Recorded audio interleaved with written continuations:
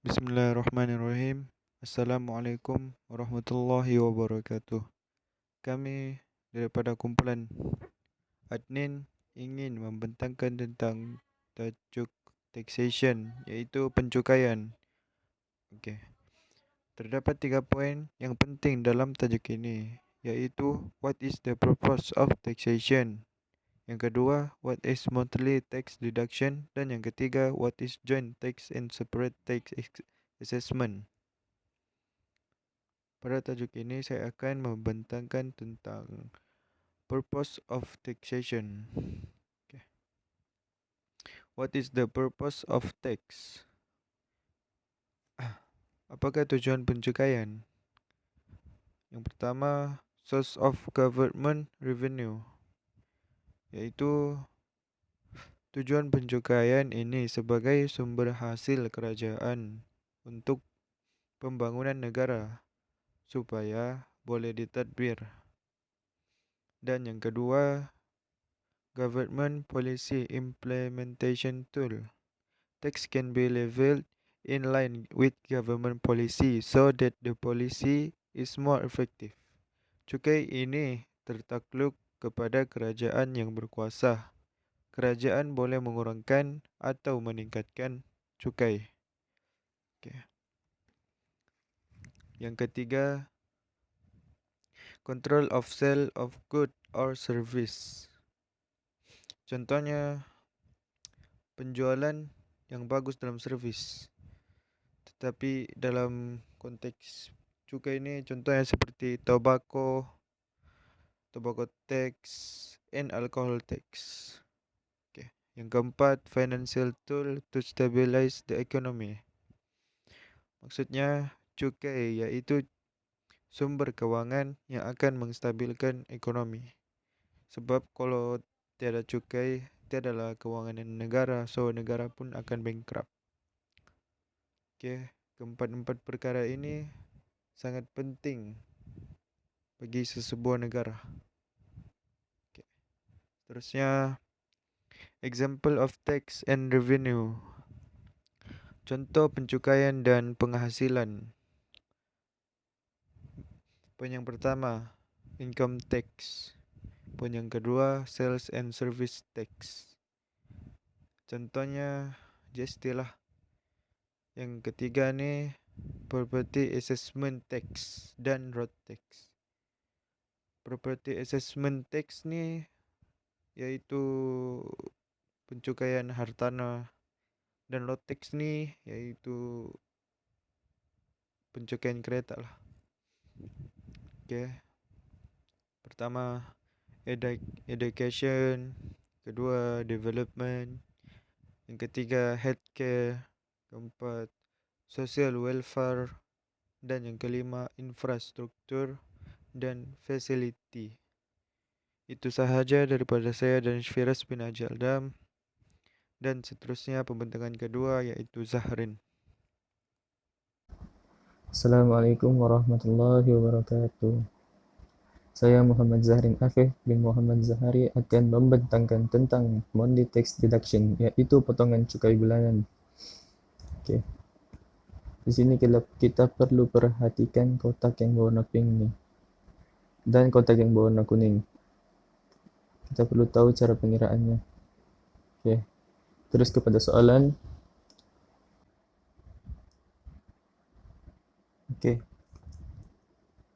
Mr. Lim mempunyai gaji tahunan RM74,000 pada tahun 2020. Soalan A, calculate the income tax payable for that year. Maksudnya, dia suruh cari berapa cukai yang perlu dibayar pada tahun 2020 berdasarkan gajinya, iaitu RM74,000. Okey, di sini dia punya formula adalah taxable income sama dengan total income tolak tax exemption tolak tax relief. Okay, total income tu yang 74,000 gaji tahunan dia. Lepas tu cukai-cukai lain ni yang macam sini ada 9,000 tax relief, life insurance 7,000, medical insurance 1.325, dan medical treatment expense for his mother, untuk ibu dia 1.250. Oke. So, total income tolak ke semua teks cukai itu menjadi Rm54.425. Oke, kita tengok pada kotak warna hijau ni. Kotak warna hijau ni kita dapat dari mana? Dapat dari sini, kotak warna pink ni. Nampak ya? Oke, kat sini kita tengok chargeable income di antara 50.000 satu dan 7 sehingga 70.000. On the first, dia punya calculation on the first 50,000 next 20,000, rate dia 14%. Oke, tax dia 1.800. Kenapa antara 50.000 satu sehingga 70.000? Sebab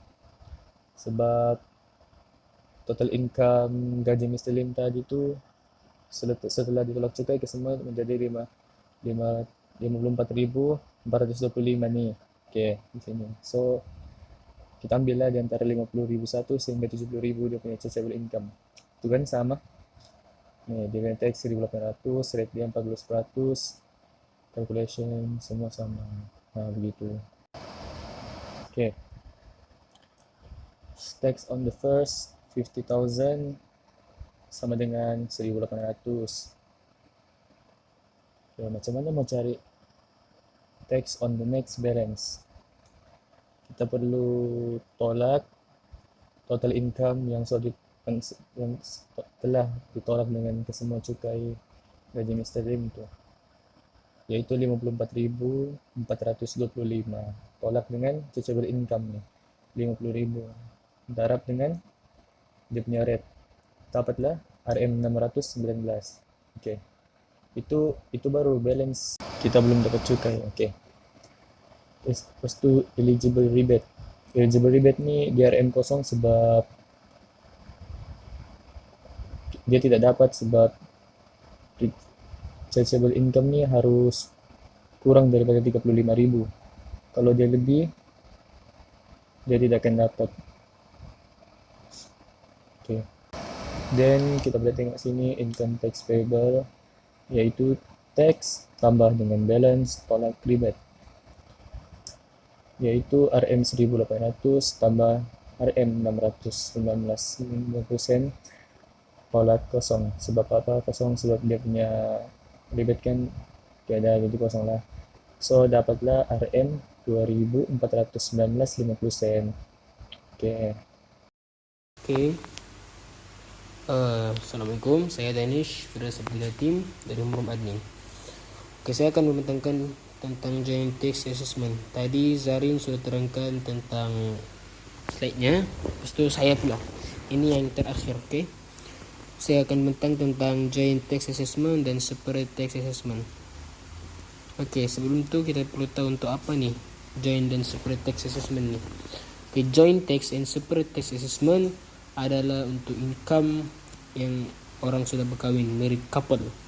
Okay, so mereka mesti bayar income mengikut gaji yang mereka ada. Okay.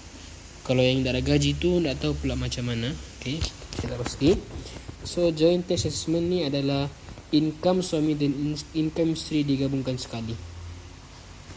Separate tax assessment, income isteri dan income suami dibayar secara berasingan. Si isteri bayar lain, suami bayar lain income-nya. Begitu. Okay, faham semua kan? So kita pindah contoh soalan. Okay, ini soalan example 5 daripada buku teks. Saya terus pergi ke soalan A. Okay, soalannya minta apa? Calculate the total income tax of Mr. Rajan and his wife by using joint tax assessment and separate tax assessment. Soalan. So dia suruh gunakan joint tax, separate tax. Okay, kita compare mana satu lagi bagus. Jom kita tengok. Okay, solutionnya. Joint tax assessment. Income dia, pendapatan tersebut kita campur. Ini gaji Mr. Rajan, gaji istrinya. Campur kita dapat 110.000. Okey, itu total income mereka berdua. Untuk sebulan kah? Sebulan ke setahun saya tak pasti. Okay. Lepas tu mereka donate 1,000. Individual tolak lagi lifestyle, tolak lagi insurans, tolak lagi medical insurance. So tolak semua benda ni, chargeable income mereka, income yang tinggal adalah 87,500 sahaja tinggal. Okay.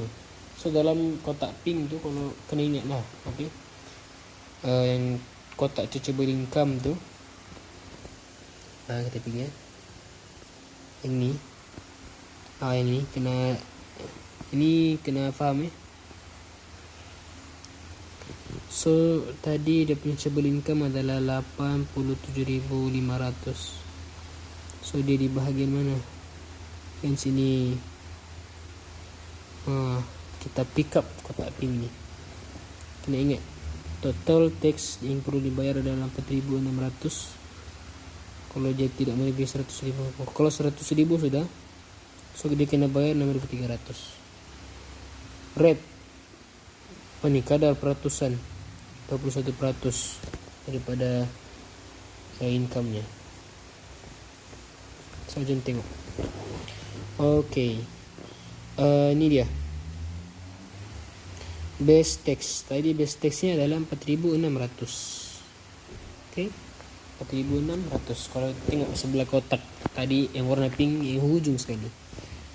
Lepas tu on the next balance cara kiranya chargeable income tolak dengan income yang dalam kotak pink tu yang ada kan tadi, 70,000 hingga 100,000.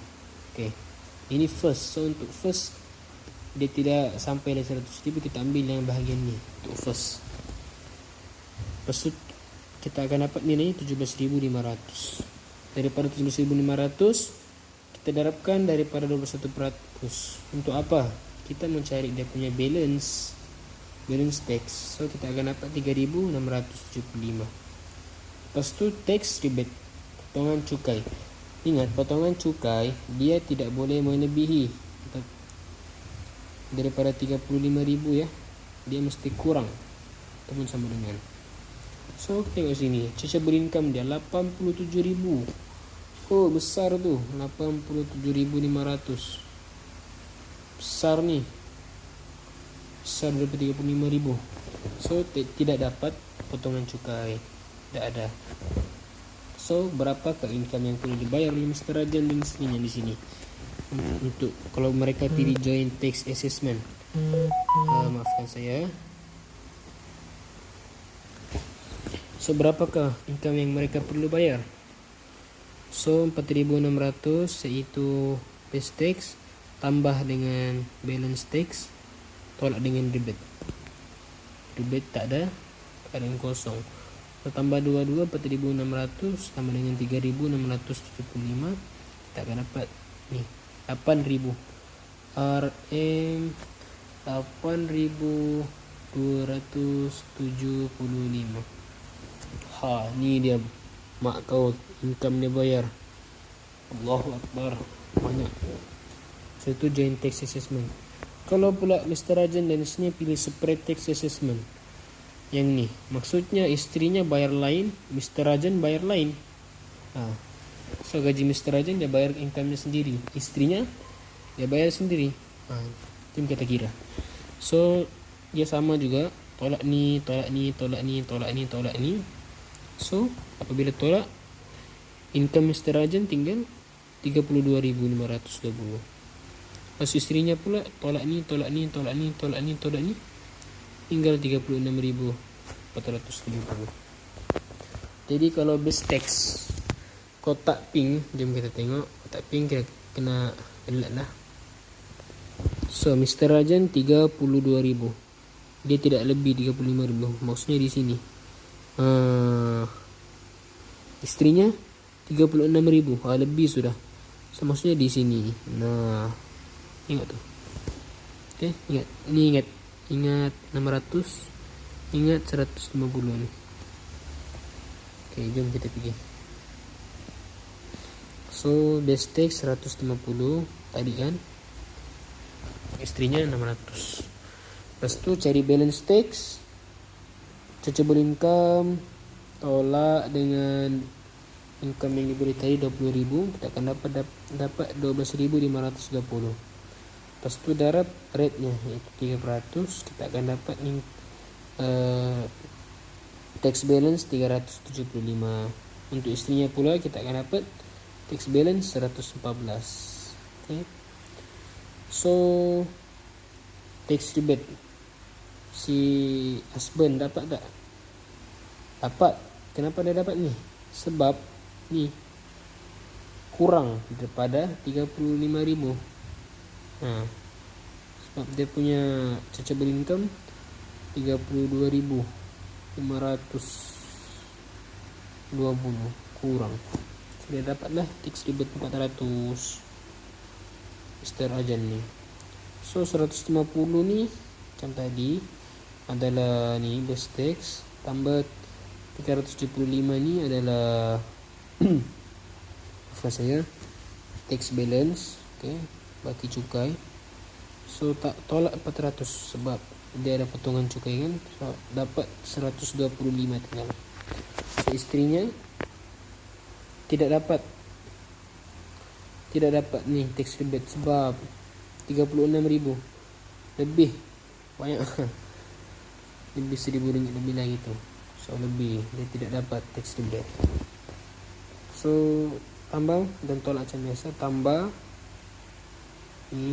ni iaitu base tax tambah balance tax tolak tax rebate. So dapat 714. So kalau kita tambah dua-dua ni, kita akan dapat ni 840 RM 840. Nah, tu dia. So jauh, mana jauh lebih murah kalau mau ambil. Sebab ni adalah choice, pilihan. Sama ada mau ambil joint tax ataupun separate tax. Kalau saya ambil ni. Jauh lebih murah. Okay, itu soalan ni selesai. Soalan B. Between joint tax assessment dan separate tax, which is more suitable to be used? Mestilah separate tax assessment. Sebab apa? Sebab separate tax assessment jauh lebih murah. Because is more lower, okay, then joint tax. Kan? Tengok tadi.